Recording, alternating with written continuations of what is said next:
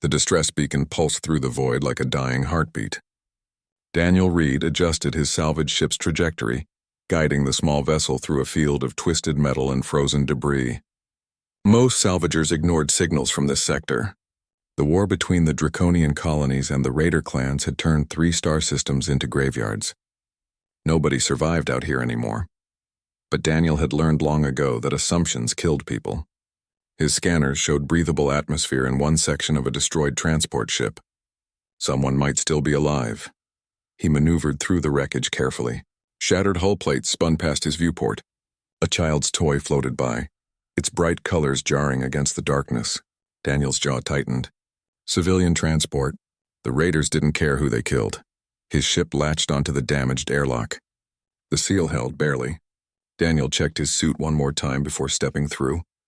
The transport's interior was a nightmare. Bodies floated in the corridors, frozen in their final moments. He'd seen death before during his time with Earth's recovery teams, but it never got easier. The beacon led him deeper into the ship. Emergency lights flickered red, casting everything in a bloody glow. Daniel pulled himself along the handrails, moving through the zero gravity with practiced ease. Then he heard it. A sound that shouldn't exist in a dead ship. Singing. The voice was young, cracked with grief, singing words in a language Daniel didn't know. He followed it to what had been the cargo hold. Among the scattered crates and debris, a small figure huddled over a body. She was Draconian. Daniel recognized the species from the galactic databases. They looked remarkably dragon-like to human eyes, with scaled skin that shimmered even in the dim light, small horns curving back from their skulls, and long tails that helped them balance. This one was young, maybe 14 in human years. Her scales were a deep blue, now dulled by dust and dried blood. The body she protected was larger, male, probably her brother. His scales had been green once. Now they were gray, lifeless. The girl stopped singing when she noticed Daniel, her eyes golden and slitted like a cat's, fixed on him with desperate intensity. She moved between Daniel and the body, protective even now. "Please," she said in accented but clear English. "Please don't take him." Daniel raised his hands slowly, showing he meant no harm. "I'm not here to take anything. I'm Daniel. I came because of your beacon. You're human." She said it like she was trying to understand. "Humans are new to the council. We are. What's your name?" She hesitated. "Lyra, my brother was Kale. I'm sorry for your loss, Lyra." Her composure cracked. Tears ran down her scaled cheeks. "Everyone is dead. The Raiders came and we couldn't fight. Kale hid me in the vents. He fought them so I could live. But they killed him anyway." Daniel moved closer slowly, like approaching a frightened animal. "How long have you been here?" 3 days. Maybe 4. I don't know anymore." She looked down at her brother's body. "I can't leave him. Our people believe the dead must be buried in the ground with songs and proper rites, or their spirits wander forever in the cold dark. But I'm alone. I can't lift him. I can't even reach the escape pods from here." "I have a ship," Daniel said. "I can get you somewhere safe." "No." Lyra's voice was sharp. "Not without Kale. I won't leave him floating in space like garbage. Please, human. You have ships that can move things. You have technology. Help me bury my brother properly, please." Something in her desperation cut through Daniel's usual caution. He'd been a chaplain's assistant before becoming a salvager. He'd helped bury hundreds of soldiers, had seen what it meant to families to give their loved ones a proper farewell. "Okay," he said. "I'll help you." Relief flooded Lyra's face. "Thank you. Thank you so much. But I need you to understand something," Daniel continued. "The Galactic Council has laws about this. They say burial is wasteful, that bodies should be recycled into their base materials. It's been illegal for 200 years. Lyra's expression hardened. "I know their laws. They made my people give up our traditions when we joined the council. They said we were primitive for caring about dead flesh. But Kale isn't just dead flesh. He's my brother. He saved my life. He deserves honor, not to be melted down and turned into building materials." Daniel thought about the laws, about the consequences. The council didn't tolerate violations of their efficiency protocols. He could lose his salvage license. He could be arrested. Then he looked at the girl protecting her brother's body alone in the dark and made his choice. "All right, Lyra, we'll do this right. Tell me what your people do for their dead." As Lyra explained the draconian burial rites, Daniel began planning. He knew a place. An uninhabited moon in the outer reaches far from council patrols. The soil there was good. It would be a decent resting place. Together, they carefully moved Kale's body to Daniel's ship. Lyra never let go of her brother's hand, even as they secured him in the cargo bay. She sang the whole time that same mournful song Daniel had first heard. "What are you singing?" he asked gently. "The Song of Stars," Lyra replied. "We sing it for those who have fallen to guide them home." Daniel thought about his own people's traditions, about the hymns sung at military funerals, about the importance humans placed on remembering their dead.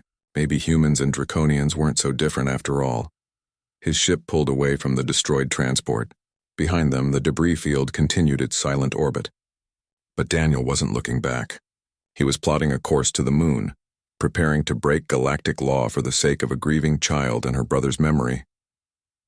Sometimes, he thought, the right choice and the legal choice weren't the same thing. And sometimes, being human meant choosing compassion over convenience. The moon had no name on any official charts. Daniel had discovered it years ago during a long-range salvage run, a small rock covered in hardy vegetation and breathable atmosphere. He'd kept it secret, a place to rest between jobs far from the noise of civilization. Now it would serve a different purpose. Daniel's ship descended through thin clouds. Lyra pressed her face against the viewport, watching the surface approach. Her scales had regained some of their luster during the journey. She'd eaten, rested, and slowly begun talking again. But grief still shadowed her golden eyes. "It's beautiful," she whispered. The landing struts touched down in a clearing surrounded by tall, fern-like plants. Daniel opened the cargo bay doors. Real wind rushed in, carrying the scent of growing things. After days in recycled ship air, it felt like a gift. "Where should we do this?" Daniel asked. Lyra walked into the clearing, her tail swaying behind her for balance. She knelt and touched the ground, feeling the soil. "Here, this is good earth, strong and clean. Kale would like this place." They spent the next hour digging. Daniel had brought tools, but Lyra insisted on using her hands for part of it. "The earth must know who we're giving it," she explained. "Our hands carry our scent, our warmth. It's how we show respect." Daniel joined her, setting aside the shovel and digging with his bare hands. The soil was dark and rich, clumping together in his fingers. It reminded him of earth, of gardens his mother had kept when he was young. When the grave was deep enough, they returned to the ship. Together, they carried Kale's body wrapped in clean cloth.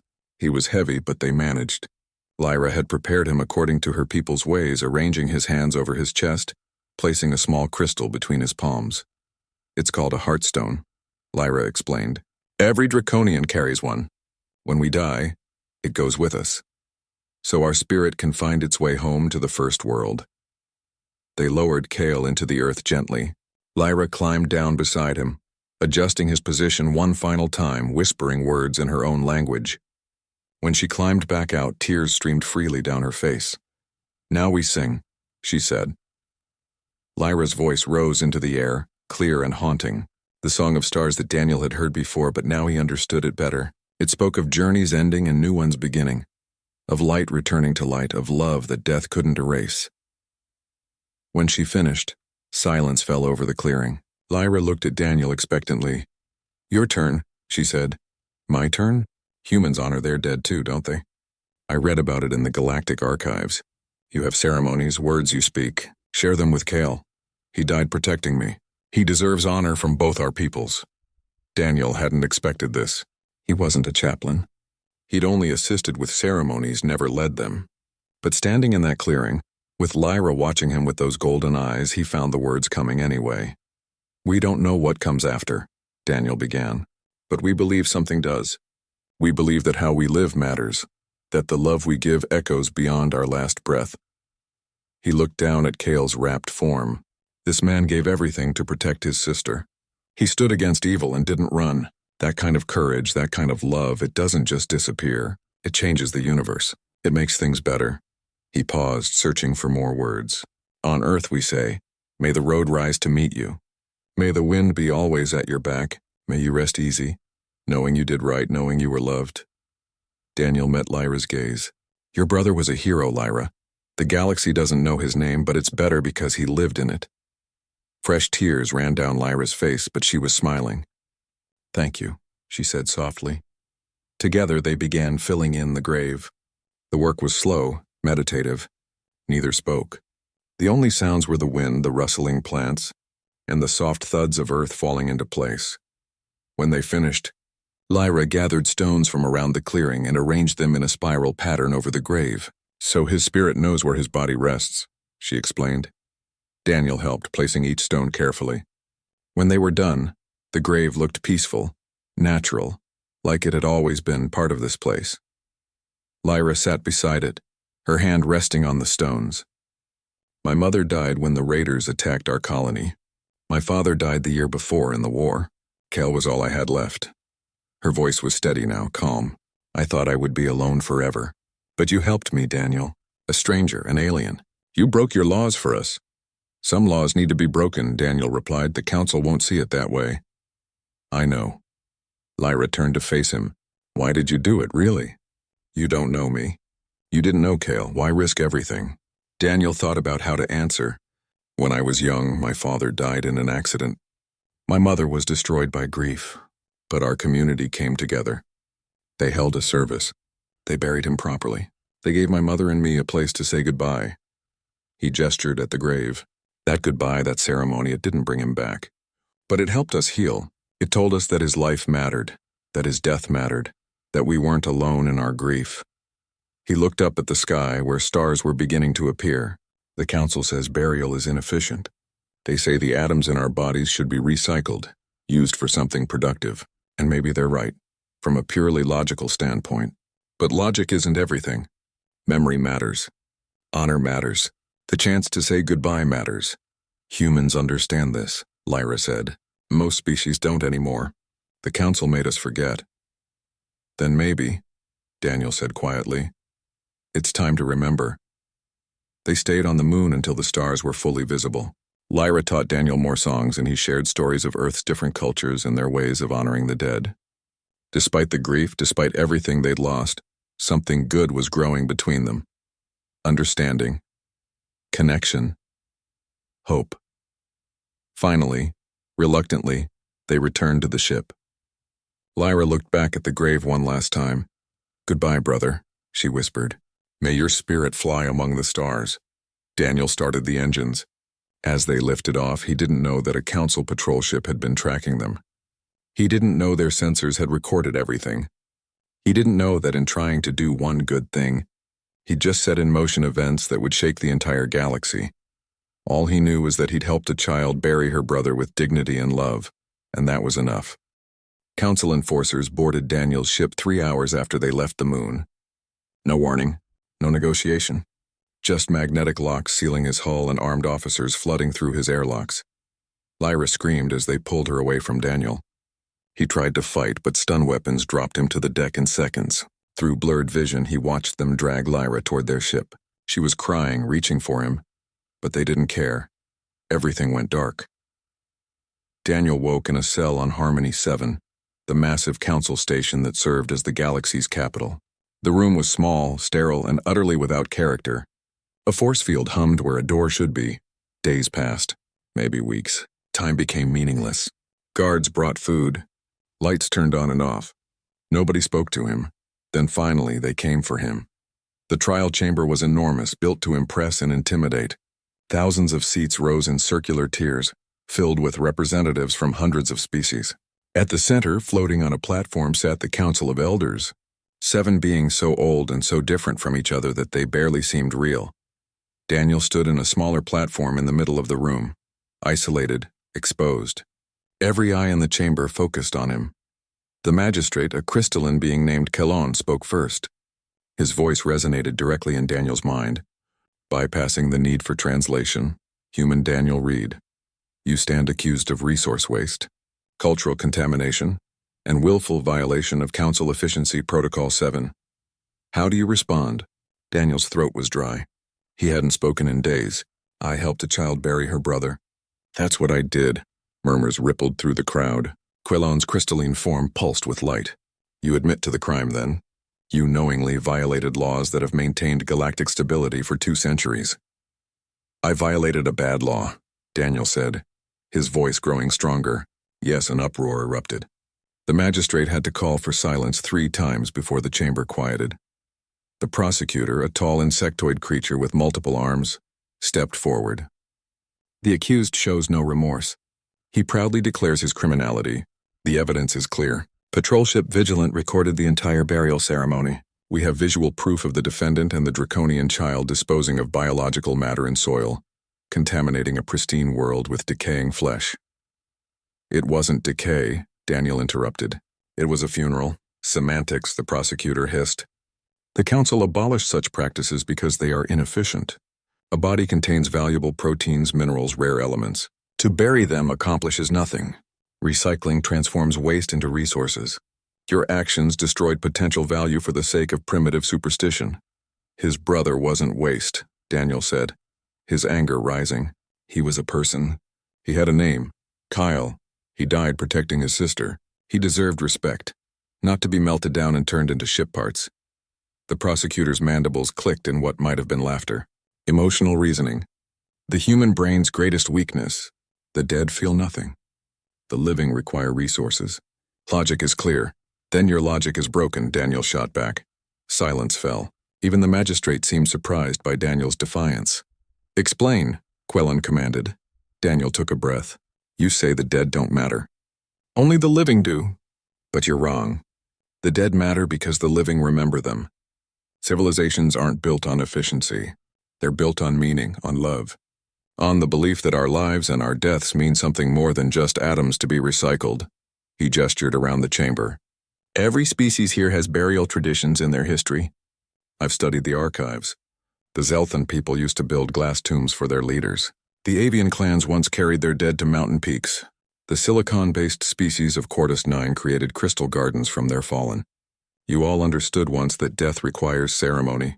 That grief needs expression. That memory has value. Ancient history, the prosecutor said dismissively. We evolved beyond such waste. Did you? Daniel challenged. Or did you just forget what it means to care? More murmurs. Some angry, some thoughtful. The magistrate raised a crystalline hand for silence. The draconian child. Bring her forward. Guards escorted Lyra into the chamber. She looked small and frightened. But when she saw Daniel, her spine straightened. She walked to her designated platform with her head high. You are Lyra, last survivor of the transport ship Dawn's Hope? Quellon asked. I am, Lyra said clearly. Tell the council why you involved this human in your illegal activity. Lyra's golden eyes swept across the chamber. Because I had no choice. Because your laws took everything from my people. You made us give up our traditions. You made us send our dead to recycling centers like garbage. But when I was alone in that ship, holding my brother's body, all I could think was that he deserved better. He died a hero. He died protecting me, and I would rather die myself than let him be processed like trash. Her voice cracked but didn't break. Daniel didn't make me do anything. I begged him. I begged him to help me because he was the only one who would. Because humans still understand what you've all forgotten. That love doesn't end with death. That memory is sacred. That saying goodbye matters. The prosecutor tried to interrupt, but Lyra kept speaking louder now. My people are dying out. The war scattered us. Raiders hunt us. We have no homeworld. Maybe in a few generations there won't be any draconians left. But my brother's body rests in good earth now under a sky with stars. His spirit has a place to journey from. And someday if I die, I want to rest beside him. Is that so terrible? Is that worth punishing? Tears ran down her scaled cheeks. You call yourselves civilized. You call this efficiency. But there's nothing civilized about forgetting you're dead. There's nothing efficient about erasing grief. You're not evolved. You're just scared. Scared of feeling. Scared of loss. Scared of caring too much, the chamber erupted. Arguments broke out between different species. Some representatives stood to defend the council. Others shouted support for Lyra and Daniel. Quellon called for order again. It took longer this time. Finally, after heated debate among the 7 elders, the magistrate spoke. This council finds the human Daniel Reed guilty of all charges. The law is clear. The evidence is undeniable. Efficiency protocols must be maintained. Daniel felt his stomach drop. However, Quellon continued, and something in his voice had changed. This council also acknowledges that this case has raised questions we have not considered in centuries. Questions about the cost of our laws. about what we may have lost in our pursuit of perfect efficiency, the crystalline being paused, light pulsing through his form. Daniel Reed, you are sentenced to mind reconditioning. Your primitive instincts regarding death and burial will be removed. You will be released once you accept the logic of our ways. I'll never accept it, Daniel said quietly. Then you will remain in custody indefinitely. As guards moved to take Daniel away, Lyra screamed. She tried to run to him, but they held her back. Their eyes met across the chamber. Daniel tried to smile to show her it would be okay, but he wasn't sure he believed it himself. The last thing he saw before they led him away was Ambassador Harris, Earth's representative to the Council, with his head in his hands. And the last thing he heard was Lyra's voice, breaking through the chaos, singing the Song of Stars. Nira couldn't stop thinking about the trial. The young Zentari journalist had covered hundreds of council proceedings, but none had affected her like this. She sat in her small apartment on Harmony 7, reviewing footage of Lyra's testimony over and over. That love doesn't end with death. That memory is sacred. The words haunted her. Nira was only 20 cycles old, barely an adult by Zentari standards. She'd grown up accepting council laws without question. Efficiency was logical. Progress required sacrifice. The old ways were primitive.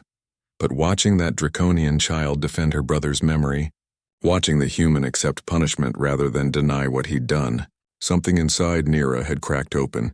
She made a decision that would change everything. Nira posted the full trial footage to the Galactic Net. Not the official edited version the council would release. Everything, every word, every emotion. Lyra's tears, Daniel's defiance, the uncomfortable silence when he'd challenged the council about forgetting how to care. Within hours, it had spread to 1,000 worlds. Within days, 1,000,000. Within a week, every connected device in the galaxy had access to it. The response was explosive. On the industrial world of Forge 3, elderly factory workers began sharing stories their grandparents had told them, stories of a time before the council, when their people had carved names into metal monuments for their dead. The younger generation listened, hungry for something they hadn't known they'd lost. On the ocean world of deep water, the Aquarian people started singing old songs that had been forbidden for generations. Songs about returning bodies to the sea, about spirits joining the eternal currents. The council's local enforcers tried to stop them. They failed. There were too many singers, and the songs spread faster than arrests could be made. On the crystalline moon of Shimmer Peak, the avian clans did something radical. They flew in formation to the ancient mountain peaks where their ancestors had once placed their dead. They found the peaks stripped clean, turned into mining operations. The avians landed anyway and held vigil, wings spread blocking the mining equipment. When asked to leave, they refused. Everywhere on worlds across the galaxy, people began to remember. Lyra watched it all from her detention cell, amazed. She'd been given access to a data tablet, probably because the guards didn't think a child could cause trouble with information. They were wrong. She recorded a message, just her face against the white wall of her cell, and uploaded it to the net. My name is Lyra. I'm 14 cycles old. I'm the last of my family. A human named Daniel helped me bury my brother because it was the right thing to do. Now he's going to have his mind erased for showing kindness. If we forget our dead, we forget ourselves. If we lose our ability to grieve, we lose our ability to love. Don't let them take this from us. Remember, please remember. The message went viral in minutes.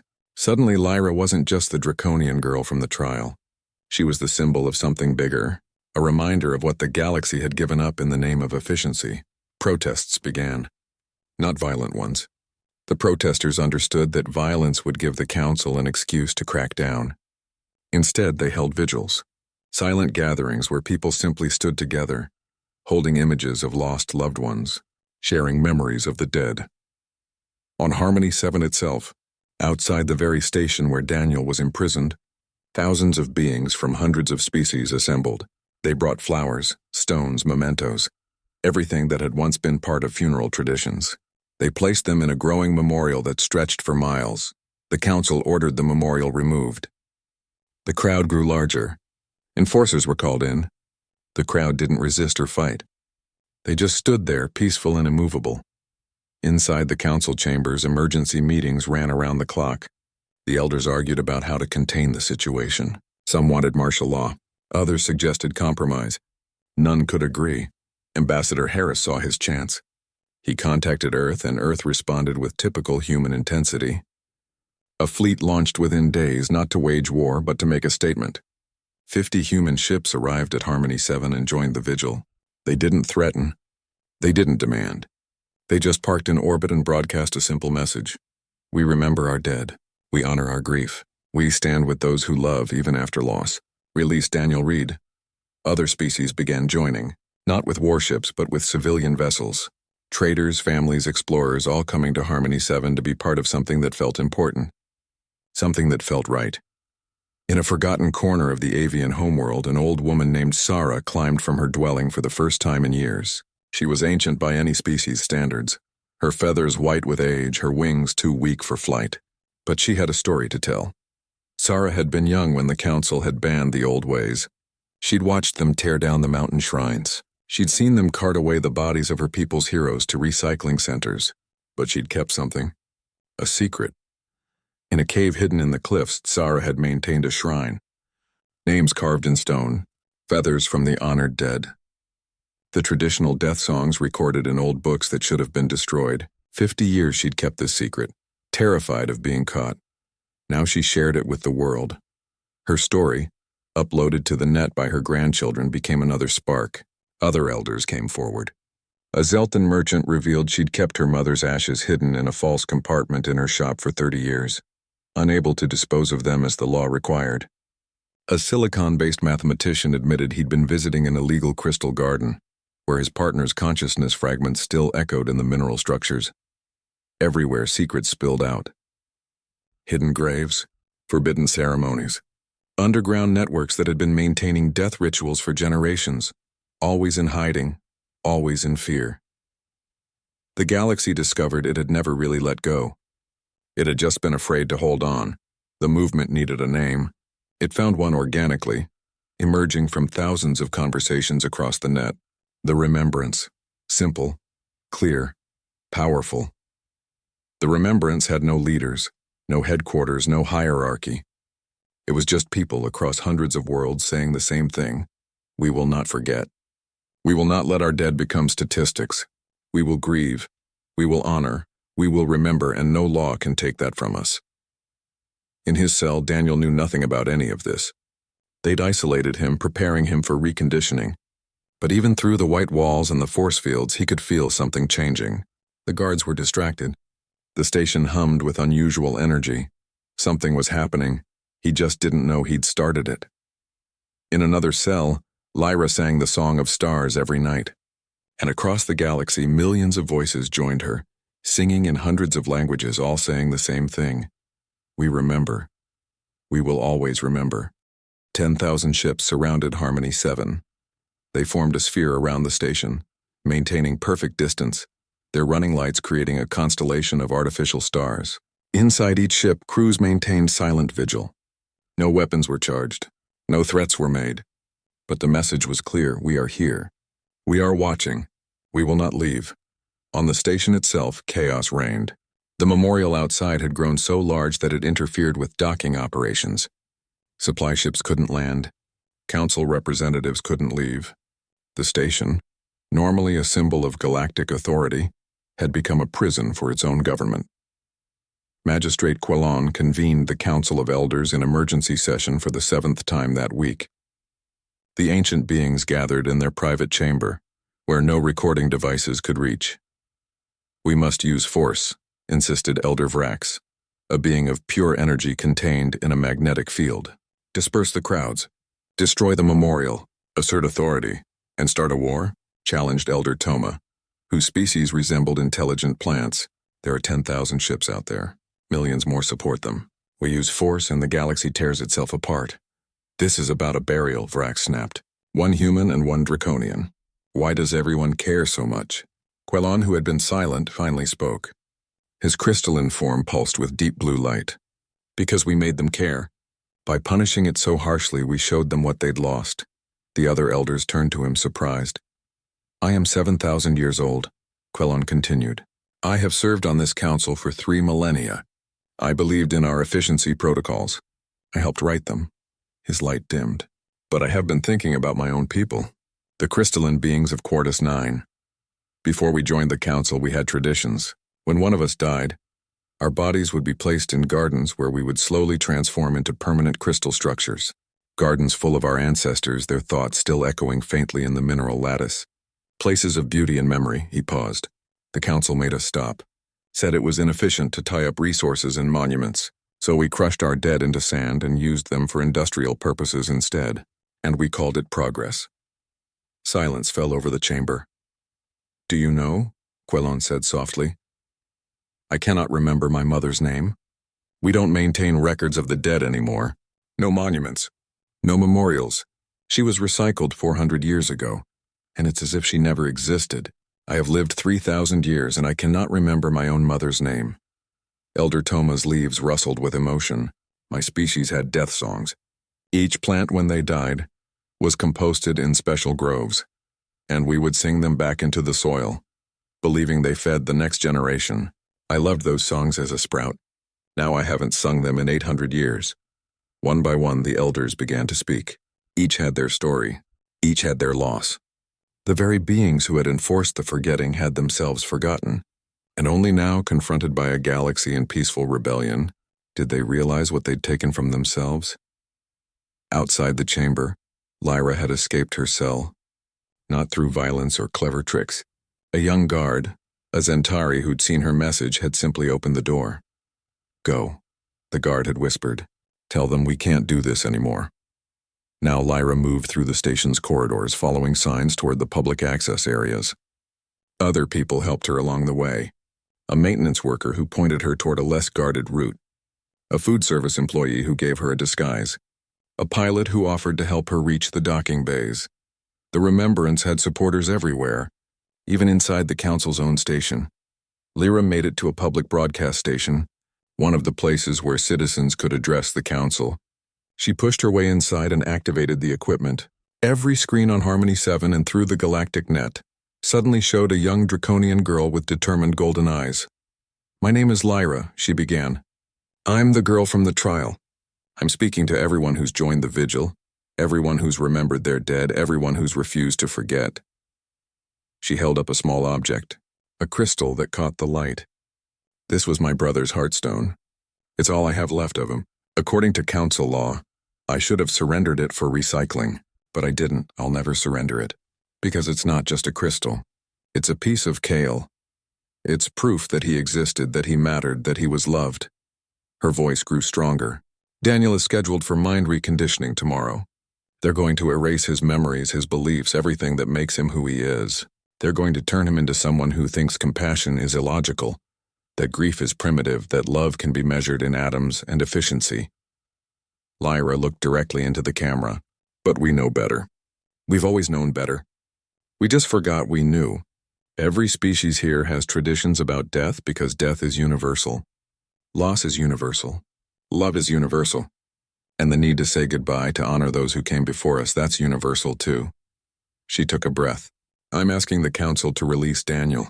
Not because he's innocent under your laws, but because your laws are wrong. And I'm asking everyone watching to stay strong. Don't give up. Don't let them make us forget again." Before station security could reach her, Lyra broadcast one more thing. "I'm going to the main council chamber now. I'm bringing representatives with me.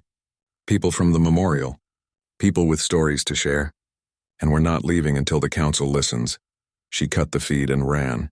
Within minutes, she'd gathered a delegation, young and old from dozens of species, all carrying something. A photograph, an urn, a piece of jewelry, an old book. Objects that meant nothing to efficiency calculations, but everything to memory. They marched toward the council chamber. Security tried to stop them, but there were too many, and the guards themselves seemed uncertain. Some stepped aside deliberately. Others simply didn't try very hard to block the way. The delegation reached the council doors just as the elders emerged from their private meeting. Magistrate Quellon stood before them, his crystalline form casting rainbow light across the crowd. He looked at Lyra, at the delegation, at the objects they carried. "We will hear you," he said simply. They filed into the chamber. One by one, they told their stories. The Zelthan woman who'd hidden her mother's ashes for 30 years. The avian elder who'd maintained a secret shrine. A human soldier who'd carried his brother's dog tags for 20 years. never turning them in for recycling as regulations required. A young being from a species Lyra had never seen before, who played a recording of their grandmother's death song, illegal for 3 generations. The stories poured out. Hours of them. Pain and love and memory and loss. The council listened to all of it. When the last story had been told, Kellon rose. "We have made a mistake," he said, his voice resonating across the chamber and out through the broadcasts to the entire galaxy. "For 200 years, we believed efficiency was civilization's highest achievement. We were wrong." He gestured at the delegation. "These people have reminded us of what we lost, what we threw away in our pursuit of perfect logic. We cannot undo what has been done. We cannot return the dead who were recycled. We cannot restore the traditions we destroyed. But we can stop. We can change. We can remember again." The magistrate turned to his fellow elders. One by one, they indicated agreement. "The council hereby suspends all efficiency protocols regarding death and burial. Each species may reclaim their traditions. Each individual may honor their dead as they see fit. And effective immediately, Daniel Reed is pardoned." The chamber erupted in shocked celebration. Lyra felt tears running down her face, but this time they were tears of joy. 2 hours later, guards escorted Daniel from his cell. He was confused, disoriented, expecting to be taken for reconditioning.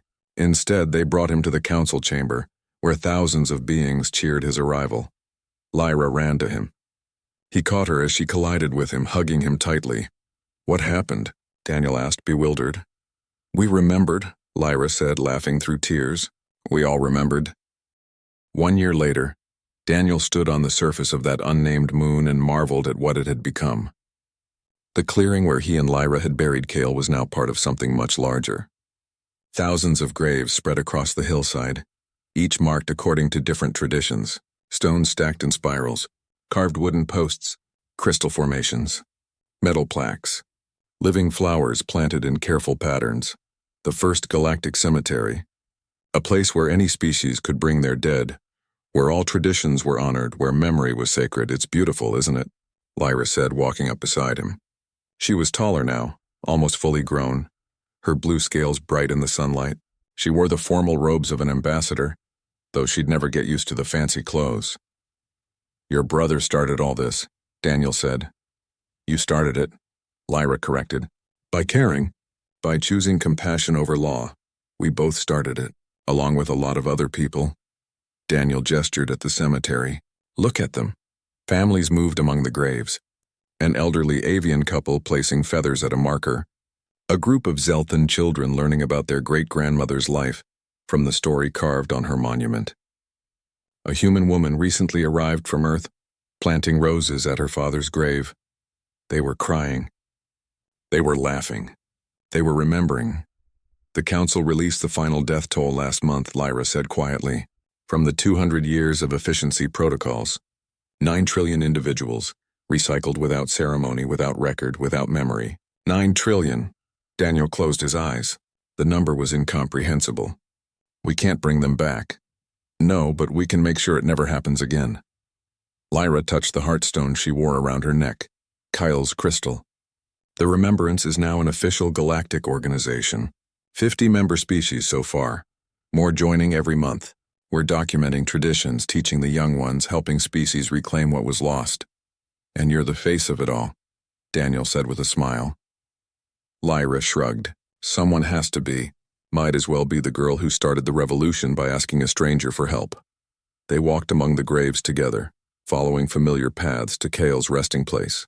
The stone spiral Lyra had created was still there, now surrounded by gifts left by visitors. Strangers who'd never known Cale but honored him as the first, the one whose burial had changed everything. "Do you ever regret it?" Lyra asked. "You lost a year of your life. You were almost mind-wiped. That's a heavy price for helping someone you didn't know." Daniel thought about it. "I regret that it had to be a fight. I regret that laws existed that made kindness illegal. But regret helping you? Never. Not even for a second." A shuttle descended from the sky, landing near the cemetery's entrance. Ambassador Harris stepped out, followed by Magistrate Quillon, whose crystalline form glittered in the light. "They're here for the ceremony," Lyra said. "We should go." The ceremony was being held at the cemetery's new memorial hall built in the center of the grounds. Thousands attended in person. Millions more watched through broadcasts. Representatives from every council species stood together, united in a way they'd never been before. Quellon spoke first, his voice resonating across the crowd. 1 year ago, this council made a decision that nearly destroyed us. We punished compassion. We criminalized memory. We chose efficiency over meaning, logic over love. And we were wrong. He paused, his light pulsing. A human named Daniel and a draconian child named Lyra showed us what we'd become. And you, the people of this galaxy, showed us what we could be again. Today, we formalized that change. The magistrate held up a data crystal, the new covenant, ratified by unanimous council vote and signed by representatives of 347 species. It enshrines the right to remember in galactic law. No one can be punished for honoring their dead. No tradition can be outlawed for inefficiency. No one can be forced to forget. The crowd erupted in applause. Daniel felt tears in his eyes. Lyra squeezed his hand. But a law is just words, Quellon continued. To make this real, we must act. Therefore, the Council commits resources to restore what was lost. We will help species rebuild their memorial sites. We will fund archaeological efforts to recover destroyed traditions. We will teach the young ones what their elders remember. And we declare this day, the anniversary of Daniel and Lyra's act of compassion, to be Remembrance Day, a galactic holiday when all species honor their dead and celebrate the memories that make us who we are. More applause. Louder this time. Quellon turned to Daniel. The Council wishes to present you with the Star of Unity, our highest civilian honor. Daniel stepped back. I don't want an award. I just wanted to help a kid bury her brother. We know, Quellon said gently. That's exactly why you deserve it. You saw someone in pain and helped them, not for glory or reward, but because it was right. That is the truest form of civilization. Please accept this. Not for you, but for what it represents. Reluctantly, Daniel stepped forward. Quellon placed the crystal medallion around his neck. The crowd cheered, then it was Lyra's turn. I'm not here to receive awards, she said when she took the podium. I'm here to make a promise. To Kale and to everyone we've lost. We will not forget. We will tell your stories. We will sing your songs. We will teach our children to honor the dead, to respect grief, to understand that love doesn't end when breath does. She looked out at the crowd, her golden eyes fierce. The galaxy tried to make us efficient machines. We choose to be loving beings instead. That's what makes us civilized. That's what makes us strong. That's what makes us us. The ceremony continued for hours. Speeches from dozens of representatives, traditional songs from multiple species, moments of silence for the 9 trillion lost, moments of joy for the billions now free to grieve properly. As the sun set over the cemetery, Daniel and Lyra found themselves back at Kale's grave. The stars were coming out bright and clear in the unpolluted sky. Do you think he knows? Lyra asked softly. Wherever he is, do you think he knows what happened? I don't know, Daniel admitted. But I think he'd be proud of you. You turned grief into change, pain into purpose. That's powerful. I learned it from you. You were already strong. I just gave you a chance to show it. They sat by the grave in comfortable silence, watching the stars emerge. Around them, the cemetery settled into evening quiet. Families finished their visits and departed. Lights activated along the pathways, gentle illumination that made the monuments glow. What will you do now? Lyra asked. You're famous. You could do anything. Daniel smiled. I'm going back to salvage work. It's what I know. But I'll be different now. When I find survivors, I'll help them. When I find the dead, I'll treat them with respect. Small things, but they matter. Small things change the galaxy, Lyra said. We proved that. What about you? Ambassador Lyra, leader of the Remembrance, youngest recipient of the Star of Unity. That's a lot of responsibility. It is. Lyra agreed. But it's good work. Important work. Helping species remember who they are, where they came from, keeping the traditions alive so they're never forgotten again. She smiled. Plus, I get to travel everywhere, learn about different cultures, meet amazing people. Kyle would have loved it. They stayed until full dark under stars that seemed brighter than ever before. Then they walked together back to the memorial hall where the celebration continued. The galaxy had changed. Not through war or conquest, but through the simple act of one human choosing compassion over convenience. One draconian child refusing to forget her brother, and millions of beings rediscovering what they'd lost. Humanity had brought many things to the galactic community: advanced technology, new perspectives, creative solutions to old problems. But their greatest contribution wasn't something they invented. It was something they'd never forgotten. The understanding that efficiency without empathy was just cruelty with mathematics. That progress without memory was just moving forward while erasing where you'd been.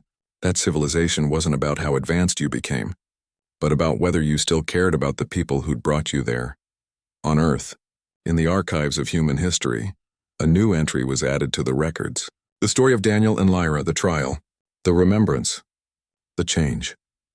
Future generations would read it and learn what their ancestor had done. They would learn that sometimes the most revolutionary act was the simplest: helping someone bury their brother, honoring the dead, choosing love over law. And they would understand what it meant to be human in a galaxy that had forgotten how to grieve. It meant remembering when others had forgotten. It meant caring when others had stopped. It meant standing up for compassion even when the law said otherwise. It meant, in the end, being the best version of what humanity had always been. A species that honored its dead, cherished its memories, and believed that every life mattered, from first breath to last and beyond.